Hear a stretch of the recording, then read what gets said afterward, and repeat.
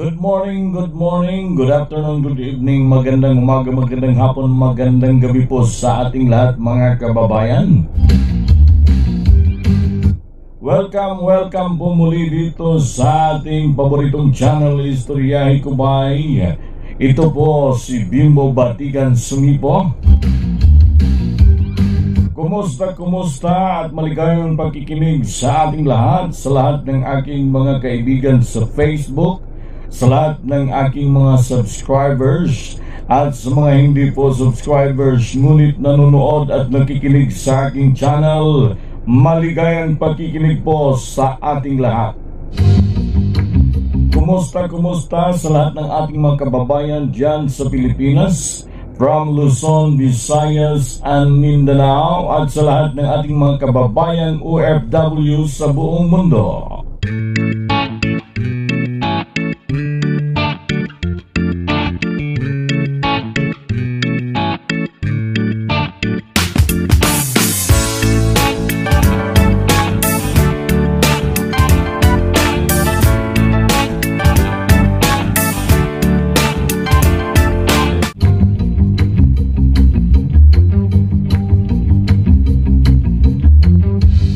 Kababayan at mga kaibigan, samahan niyo po ako at pag-uusapan po natin ang mga kaganapan na nangyayari sa ating bansa ngayon. Bueno mga kaibigan, mga kababayan, sa ating pagsubaybay sa isyu ng PDEA-Leaks, maraming pangyayari na dapat nating tutukan at bigyan ng pansin kasi lalong lumalala ang mga pangyayari dahil doon sa video sa CCTV doon sa pamamahay ni Jonathan Morales, mga kababayan. So dahil sa video na ito, itinuturong otak sa naganap na bribery, mga kababayan, ay ang pangalang Lam, kung saan nag-uugnay kay First Lady Lisa Aranita Marcos. Talagang gigil na silang itigil ang committee hearing na ito, kung saan alam na ng mamamayang Pilipino sa buong mundo na mula pa noon ay gumagamit na si BBM sa pinagbabawal na gamot. Tuklasan, mga kababayan, ng utak sa tangkang paggurgor at bribe kay Jonathan Morales ay si Lam or Lisa Aranita Marcos. Sa pamamagitan ng pag-utos niya kay James Kumar, at si James Kumar naman ay nag-utos kay alias Picoy at Romy Enriquez bilang action agent na nakipag-negotiate doon kay Morales sa kanyang pamamahay na kung saan, mga kababayan, ay nakita sa CCTV. So mga kababayan, sa pamamagitan ng pag-utos niya kay James Kumar, at si Kumar naman ay nag-utos kay alias Picoy at si Romy Enriquez bilang action agent na nakipag-negotiate doon kay Morales sa kanyang pamamahay. So meron talaga silang special operation na para manahimik si ex-PDEA agent Jonathan Morales. Mga kababayan, tutukan po natin ang isyong ito dahil napapansin ko na talagang walang mainstream media na nagbabalita nito, maliban na lang sa SMNI. Kaya lang, ginugurgur na rin ang YouTube at Facebook account ng SMNI. So mga kababayan, ginagawa talaga nila ang lahat para matigil na itong hearing sa PDEA-Leaks, mga kababayan. Kaya ganun na lamang ang paggurgor ni Senator Jinggoy Estrada kay ex-PDEA agent Jonathan Morales. Napansin ba ninyo, mga kababayan, na nag-iisa na lang si Senador Bato? Kung sa agos pa ng tubig, mga kababayan, no choice na si Senador Bato kundi sumabay na lang sa agos ng tubig sa administrasyong ito.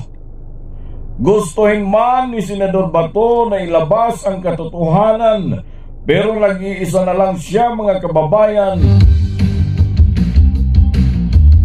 So sa naganap na pang-apat na hearing, nakita natin kung paano magsinungaling si Picoy. Kaya siya na cite in contempt ni Senador Bato de la Rosa. Pero doon sa mga tanong ni Jinggoy Estrada, sa papel na hawak niya, mga kababayan, na kung saan mayroong fill in the blanks, na doon sinasagutan kuno ni Morales mula sa papel ng PDEA, doon lang pinapaikot ng isang convicted senador. At dahil doon nagkamali ng sagot si Morales, kaya siya na cite in contempt. Mga kababayan, ganon karumi ang politika sa ating bansa ngayon. At dito natatapos ang hearing ng PDEA leaks, mga kababayan. Kaya wala ka nang maaasahang mabuti sa administrasyon natin ngayon. Sa panahon ba ni PRRD, meron bang ganitong pangyayari? Mga kababayan, nung si PRRD pa ang naging Pangulo, meron ba tayong naranasan ganitong mga pangyayari? So mga kababayan, na-cover up ang isyo na ang Pangulo ay bangag. Natakpan ang isyo ni BBM na siya ay gumagamit ng pulburon or cocaine. Ano ang susunod na abangan ng taong bayan? Sana yung video na lang ipalabas kung saan si BBM mismo ang nagsisinghot at nang mapatunayan sa harap ng taong bayan na si BBM ay bangag. Wala namang kwenta ang hearing sa Senado, mga kababayan, kasi merong mga senador na nagpapagamit sa administrasyon. Ang kapal ng mukha makapaghusga kay Morales, mga kababayan. So nagtagumpay sila, mga kababayan. Nagtagumpay talaga sila na bilisan ang pag-contempt kay ex-PDEA Agent Jonathan Morales. So nakita natin kung paano pinagtanggol ni Jinggoy Estrada si BBM. Napansin ba ninyo ang administrasyong ito ay nakapaligid kay Lisa Aranita Marcos? Puro may kaso. Si Picoy, si Jinggoy, si Kumar, at yung mga smuggler. Tapos ngayon, mga kababayan, ang daming mga matitinong kasundaluhan ang nasa floating status. So anong klaseng pamumuno sa ating bansa ang meron tayo ngayon? Ang gulo-gulo na. Ang mga account ng mga YouTube, sa mga vlogger at ng SMNI na kumakalaban sa administrasyon o kaya nagbubunyag ng mga kabulastugan ng administrasyon ay isa-isa lang ginugurgot. Talagang wala na ang tinatawag na press freedom. So kung ganon, mga kababayan, kung saan nawala na ang kalayaan sa pamamahayag, parang marsyalo na nga ang estilo sa pamamalakad ng administrasyong BBM. Lalaganap na lalo ang pagkalat ng druga, maghahari muli ang mga masasamang tao. Yan ba ang gusto ninyo? Kayong mga bayarang vlogger, sa ngayon hindi nyo pa maramdaman. Aabangan na lang natin ang susunod na mangyayari sa ating bansa. Nakakapanghina na bigla, mga kababayan, na iba ang takbo ng administrasyong ito. Sana hindi na lang natin natikman at sana hindi na lang natin naranasan ang magandang pamumuno ni PRRD.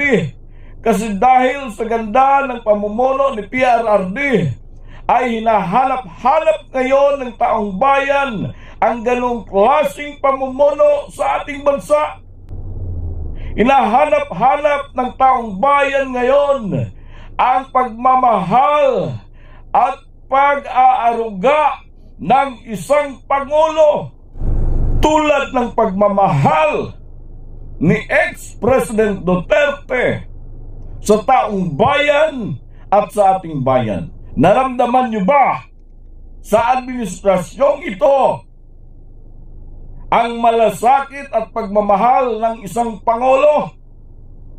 Wala, puro paghihiganti ang ating nararamdaman sa administrasyong ito. So saan po tayo lalapit para mangingi ng proteksyon kung ganito na kasama ang gobyerno natin? Kawawang kawawa ang taong bayan dahil wala na tayong kakampi, wala na tayong masundalan. Kung gustuhin ng administrasyong gurgurin ang isang tao, ganun-ganun na lang kadali nilang magurgor. Lahat na nabusalan. Tingnan mo sa mga mainstream media, puro na lang kampi sa administrasyon ang kanilang mga balita.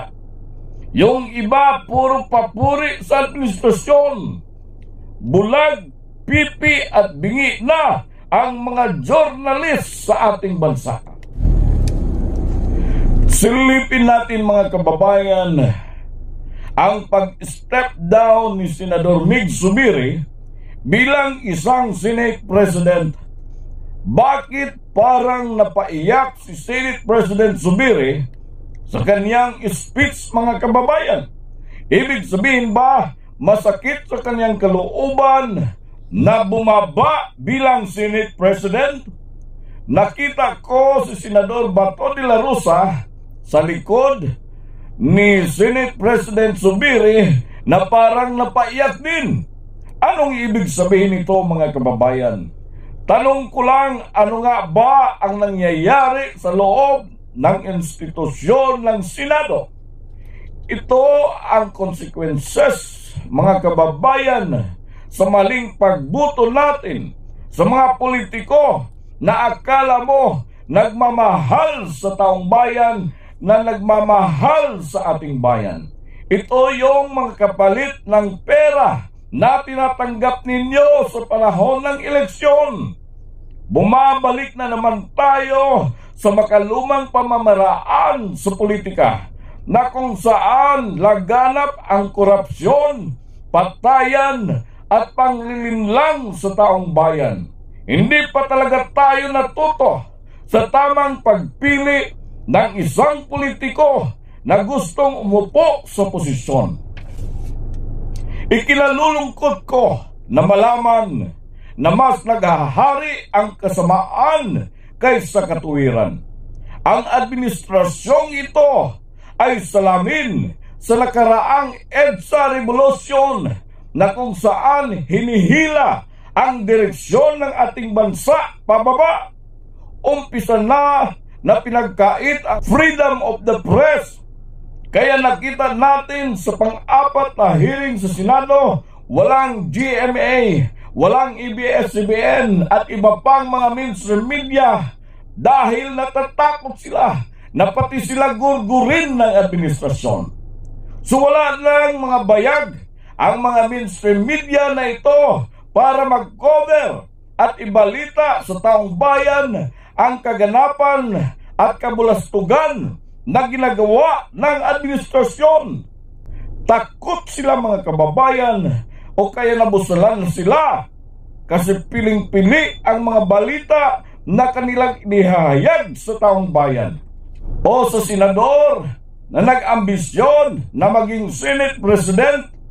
Sige, tingnan natin mga kababayan at pakiramdaman natin ang mga galaw nila kung paano sila manlinlang sa taong bayan.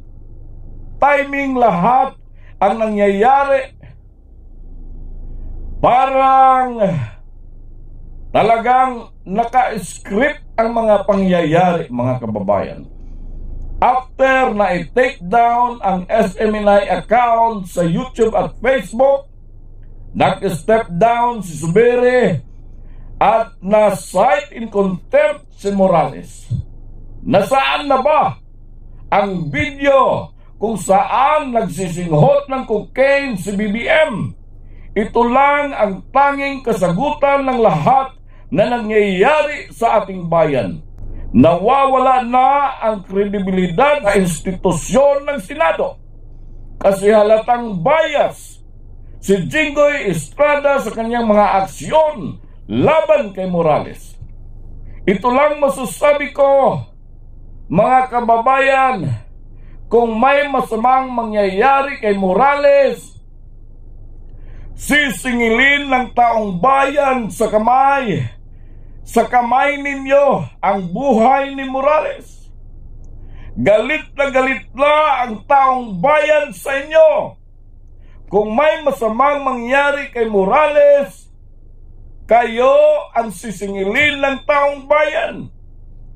Huwag niyong antayin na mangyari muli ang EDSA Revolution dahil sa mga mali ninyong hakbang at dahil sa mga mali ninyong desisyon. So mga kababayan, sana patuloy tayong magkaisa. Hindi na maganda ang nangyayari sa ating bansa ngayon.